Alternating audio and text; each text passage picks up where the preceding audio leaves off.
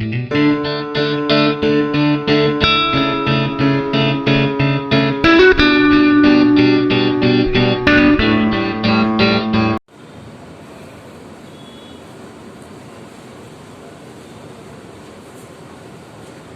Students, Saraswati group of education તરફથી ઇંગ્લિશના video લેક્ચરમાં conjunction and functions નામની આખી સિરીઝ આપણે જોઈ છે. તે કન્જક્શન્સ એન્ડ ફંક્શન્સની સિરીઝનો જ છે તે આગળ આપણે એક પાર્ટ રજૂ કરીએ છીએ અને તે છે એડવર્બ ક્લોઝ ઓફ રિઝલ્ટ, એટલે કે પરિણામ સૂચક ક્રિયા વિશેષણ રૂપ ઉપવાક્યો. એટલે કે એવા વાક્યો જે કોઈ રિઝલ્ટ સૂચવે છે, કાંઈ પણ પ્રક્રિયાનું રિઝલ્ટ. જો ફરીથી રીઝન ને રિઝલ્ટ, બરોબર, કે આવી રીતે થયું એનું પરિણામ છે તે આ આવ્યું, અને તે રિઝલ્ટના સંદર્ભમાં જે શબ્દો છે તે પાછા કન્જક્શનમાં પણ ઉપયોગી છે. તો અહીંયા so dot dot dot dot that અને too dot dot dot dot to, એટલે કે સો ધેટ એટલે એવું અથવા તો એટલું બધું, કે આપણે એમ કહીએ તે એટલો બધો ઝડપથી દોડ્યો કે તે પડી ગયો.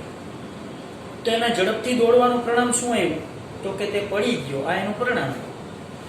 તેણે એવી આડેધડ ગાડી ચલાવી કે તેણે અકસ્માતનો સામનો કર્યો.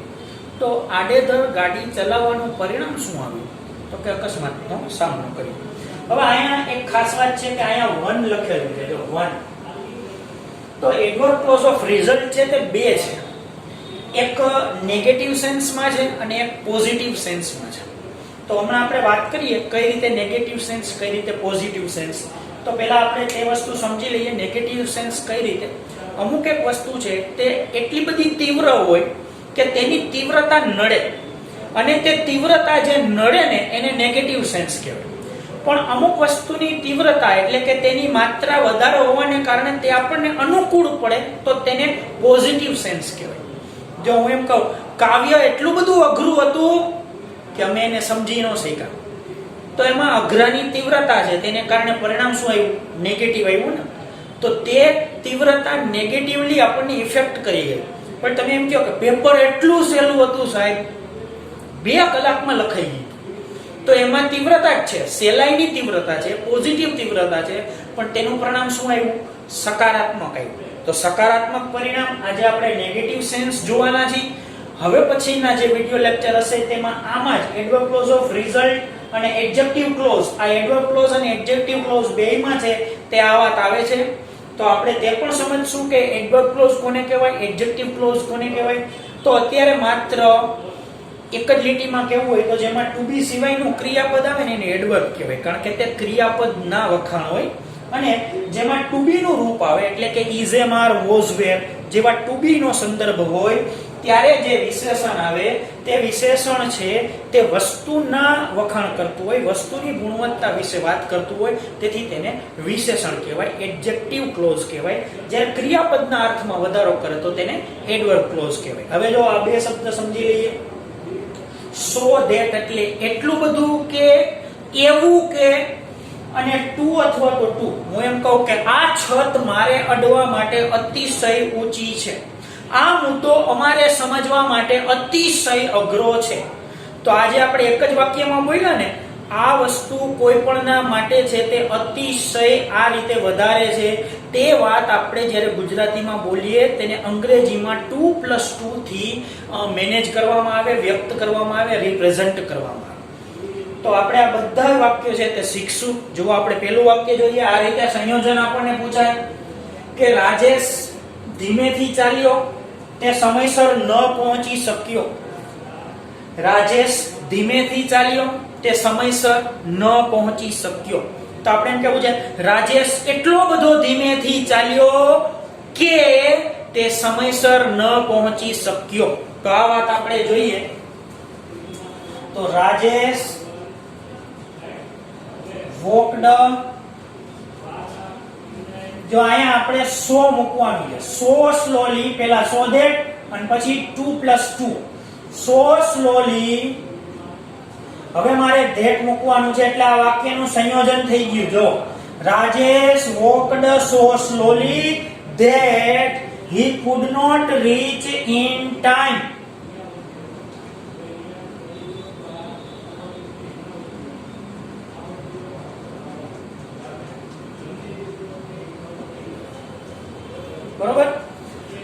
વાક્ય છે એમાં આપણે 2 + 2 ઉમેરવું છે, તો એમાં તે વાક્ય એક જ બને છે. જો આ બે વાક્ય છે ને તે બે વાક્ય અલગ જ રહ્યા, માત્ર સો અને ધેટ એમાં ઉમેરાણા, એટલે બે વાક્ય પોતાનું સ્વતંત્ર અસ્તિત્વ જાળવી રાખ્યું, તેનું સંયોજન થયું, તેથી તે કોમ્પ્લેક્સ વાક્ય બને.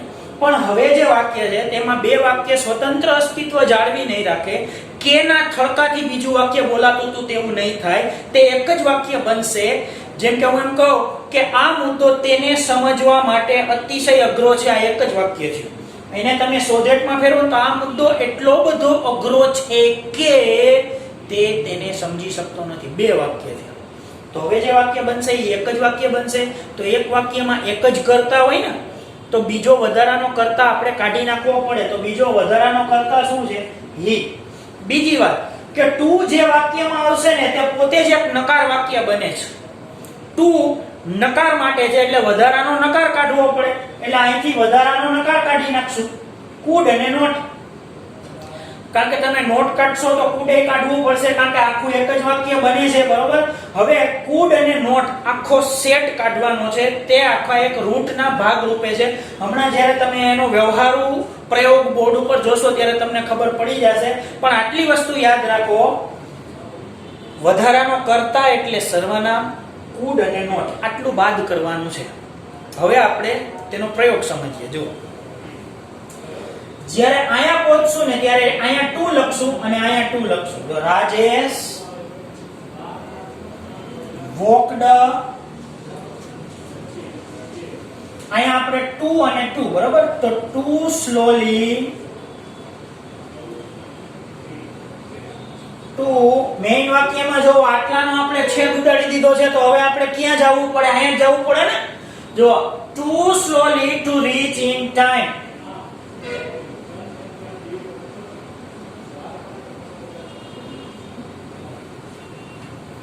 ખ્યાલ આવ્યો? હજી આપણે ત્રણ વાક્ય છે તે ઓન બોર્ડ જોવાના છે. Meeta studied carelessly, she could not get good marks. Meeta છે તે બેદરકારી પૂર્વક ભણી, તે સારા ગુણો ન મેળવી શકી.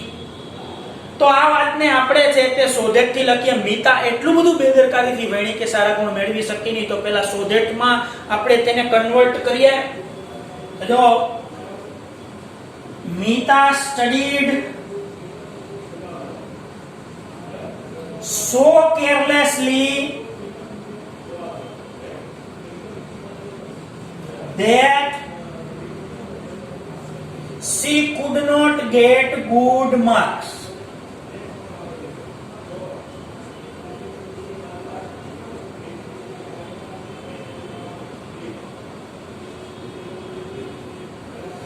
હવે આપણે આ જ વાતને 2 + 2 માં ફેરવવી છે. તો કયા કયા શબ્દો હમણાં દૂર કર્યા હતા તે જ શબ્દ પાછા દૂર કરવાના. જો મેઈન વાક્યમાં છે તે આ પ્રોસેસ કરવાની. માનસિક પહેલા સી નીકળી જશે, કુડ નીકળી જશે અને નોટ નીકળી જશે. હવે આપણે 2 + 2 એડ કરીએ. તમને પણ ખ્યાલ આવી ગયો હશે કે કયા શબ્દ કેમ આવશે. જુઓ, મીતા સ્ટડીડ too carelessly. આપણે મેઈન વાક્યમાં જોઈએ એટલે તકલીફ ન થાય. too carelessly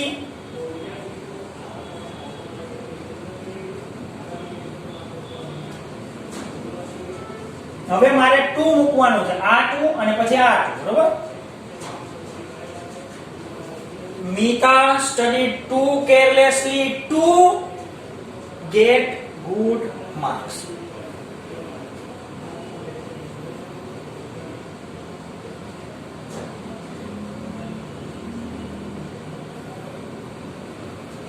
હવે they reached late, they could not catch the bus. તેઓ મોડા પહોંચ્યા, તેઓ બસ પકડી શક્યા નહીં. તો તેઓ એટલા બધા મોડા પહોંચ્યા કે તે બસ પકડી ન શક્યા. તેઓ બસ પકડવા માટે અતિશય મોડા હતા. અમે ગુજરાતીમાં બંને વાક્ય કન્વર્ટ કરી અને ગુજરાતીમાં બોલી બતાવ્યા. આપણે અંગ્રેજીમાં તે જ પ્રક્રિયા કરવાની છે. તો જો અહીંયા સો અને ધેટ છે તે કાં તો વિશેષણની આજુબાજુમાં હોય અથવા તો ક્રિયા વિશેષણની આજુબાજુમાં હોય. આ ખાસ યાદ રાખવું. તે જ રીતના 2 અને 2 છે તે બંનેની મધ્યમાં ક્રિયા વિશેષણ અથવા તો વિશેષણ સૂચવનાર શબ્દ આવે. તો અહીંયા આપણે જોવાના છીએ they reached so late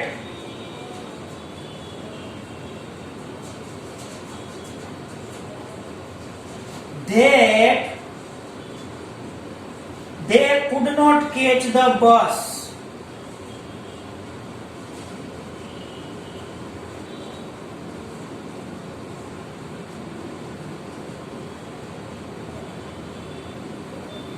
અહીંયા મેં લીટી એટલા માટે કહી દીધી કારણ કે હમણાં આ શબ્દ નીકળી જવાનો છે. they could not negative meaning છે જે આપણે અહીંયા નેગેટિવ સેન્સના સંદર્ભમાં જોઈએ છીએ, તેથી તેનો ઉલ્લેખ કરી શકાય. હવે જો they reached late, they could not, હવે બે વખત કરતા છે ને એક જ વાર, એટલે આ they નીકળી જશે, આ could નીકળી જશે અને not નીકળી જશે.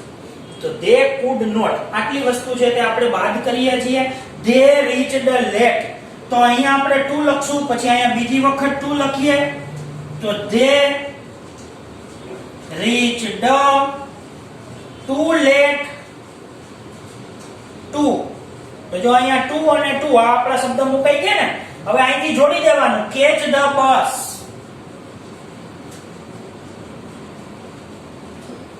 તો they reached too late to catch the bus.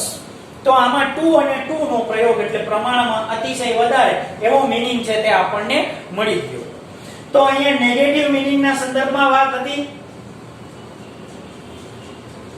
આ પણ એડજેક્ટિવ ક્લોઝ છે, તે એડજેક્ટિવ ક્લોઝ છે, તે એડવર્બ ક્લોઝ જેવો જ છે. આમાં પણ સો અને ધેટ આવશે, પરંતુ અહીંયા જે વાક્ય બનશે તેને એડજેક્ટિવ ક્લોઝ કહેવાય. એવું કેમ એની છણાવટ આપણે હમણાં શરૂઆતમાં કરી કે અહીંયા ક્રિયાપદનું રૂપ આવે છે કે જેમાં વોકડ, સ્ટડીડ, રીચડ તેવા ક્રિયાપદ મૂકેલા છે. અને અહીંયા જો ટુ બી નું રૂપ છે, અને ટુ બી નું રૂપ છે તે કોઈ પણ વ્યક્તિના છે તે ગુણ, વ્યક્તિ કે વસ્તુના ગુણ હોય.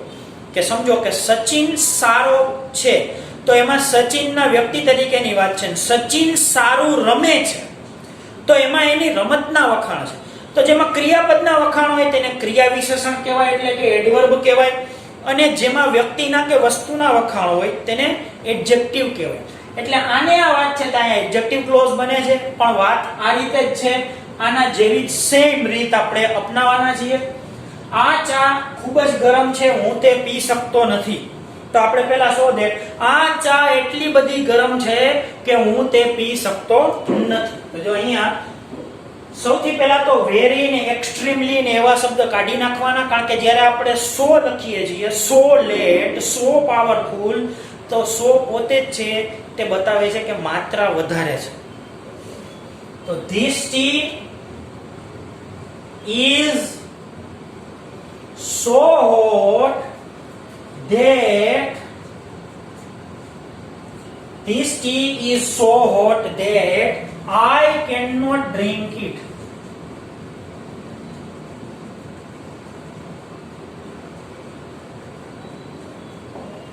હવે જો ખાસ ધ્યાન રાખવું પડશે, આમાં 2+2 મૂકતી વખતે થોડુંક ધ્યાન રાખવાનું છે. જો અહીંયા ટી છે ને અને અહીંયા આઈ છે, એટલે આ વસ્તુનો છેદ ઉડશે નહીં. આપણે અહીંયા શું કરતા હતા, આ હી હતું ને એ રાજેશના પ્રમાણમાં હતું એટલે એનો છેદ ઉડાડી દેતા હતા, એક જ વાર લખો. પણ એનો છેદ ઉડશે નહીં, એટલે આ વાત આમનામ રહેશે અને પછી ટુ નો પ્રયોગ થશે. તો આને કઈ રીતે સમાવવી? જો આ કેન તો નીકળી જશે, નોટ નીકળી જશે અને ઈટ કે ધેમ નીકળી જશે. આ ત્રણ શબ્દ આપણે યાદ રાખવાના, કેન નોટ અને ઈટ, અથવા તો કુડ નોટ અને ઈટ. ઈટમાં ઘણી વખત ક્યારેક ધેમ પણ હોય, કારણ કે વસ્તુ જાજી હોય ત્યારે ધેમ હોય. તો આટલા શબ્દો દૂર કરવાના. હવે જો આ જોજો, this T is what I અને ડ્રિંક, આટલા શબ્દોની મદદથી આપણે તેમાં 2+2 ઉમેરી છે. તો કયો શબ્દ ક્યાં આવે તે આપણે જોઈએ. This tea is too hot. અહીંયા too hot લખવાનું. જો આપણે અહીંયા પહોંચી ગયા, હવે આ શબ્દ પાસે આવ્યા ને આપણે. હવે આનું કર્મ વિભક્તિનું રૂપ છે તે મૂકવાનું થશે. કર્મ વિભક્તિનું રૂપ એટલે આઈ હોય તો મી, વી હોય તો અસ, સી હોય તો હર, હી હોય તો હિમ. પણ અહીંયા લખવાનું છે ફોર મી. શા માટે? આપણે ગુજરાતીમાં એમ કહીએ કે આ ચા મારે પીવા માટે ગરમ છે. આ કાવ્ય તેને સમજવા માટે અઘરું છે. તો મારે, તેને, તમને, તેઓને, એવો તેઓને માટે એવો અર્થ જોઈ છે ને, એટલે અહીંયા આવ્યું ફોર મી અને પછી અહીંયા લખવાનું છે ટુ ડ્રિંક. ફરીથી ધ્યાન રાખજો, જરા પણ અઘરું નથી. માત્ર એવું લાગે તો વિડિયો છે તે પાછો એક વખત છે તે રિવાઇન્ડ કરીને પણ તમે વારે વારે જોઈ શકશો. શું કહ્યું અહીંયા? This tea is too hot for me to drink.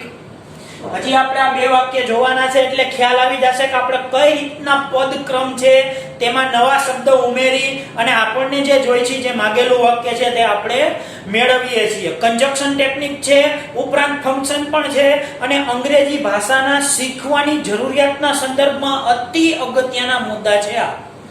હવે જો કાવ્ય લાંબુ હતું, વિદ્યાર્થીઓ તેને સમજી શક્યા નહીં.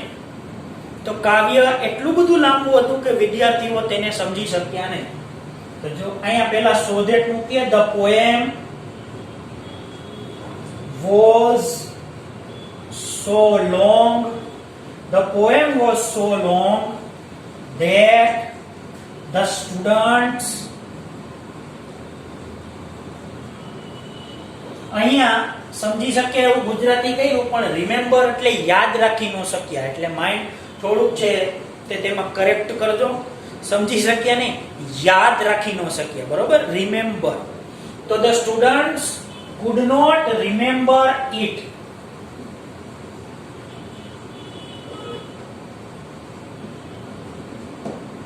વાસ્તવમાં સમજી શક્યા તે અર્થ અહીંયા છે, બરોબર? એ અર્થ અહીંયા આવશે ત્રીજામાં. હવે જો કયા શબ્દ આપણે ઉડાડવાના છે તે આપણે જોઈએ. જો ધ પોએમ અને ધ સ્ટુડન્ટ છે તે બે અલગ ઘટક છે એટલે તે સમાન નીકળશે નહીં.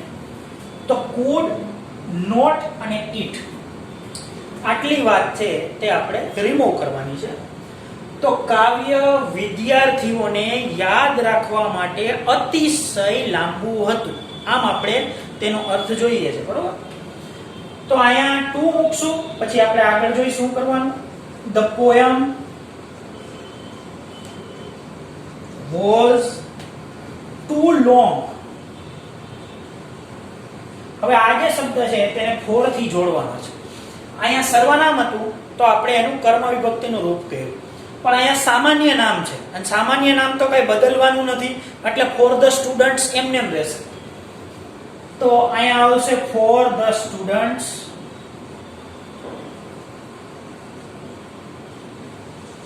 Two remember.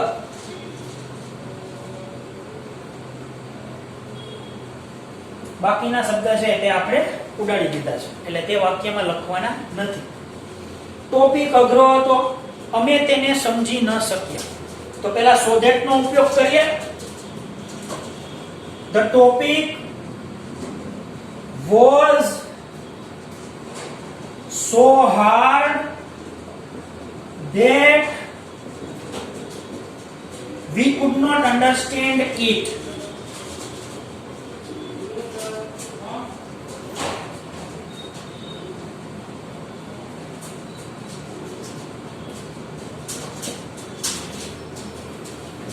હવે કેટલા શબ્દ રિમૂવ કરવાના છે તે આપણે જોઈએ.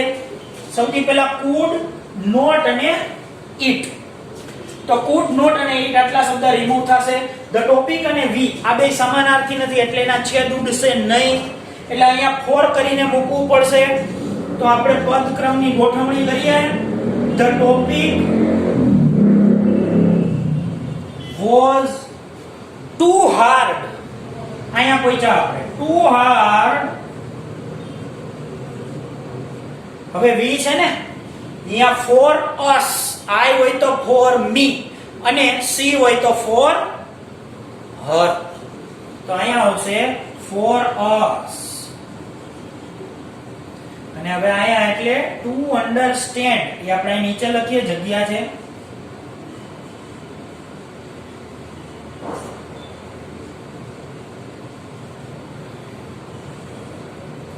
તો આખું વાક્ય The topic was too hard for us to understand.